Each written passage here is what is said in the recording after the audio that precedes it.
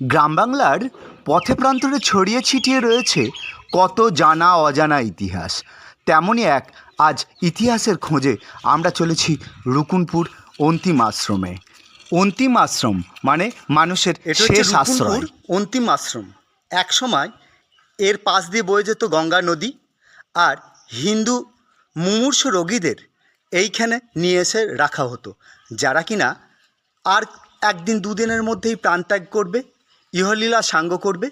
তারা এখানে শেষ আশ্রয় হিসাবে আশ্রয় গ্রহণ করত, এবং যখন সে মারা যেত তার দাহকার্য এই গঙ্গার তীরেই করা হতো। একসময় হিন্দু ধর্মে অন্তর্জলি প্রথা বলে একটা প্রথা ছিল। সেই প্রথাটা ছিল গঙ্গার জলে পা ডুবিয়ে মুমূর্ষু রোগীকে রেখে দেওয়া হতো, তার প্রাণত্যাগ করার পর তাকে দাহকার্য করা হতো। সেই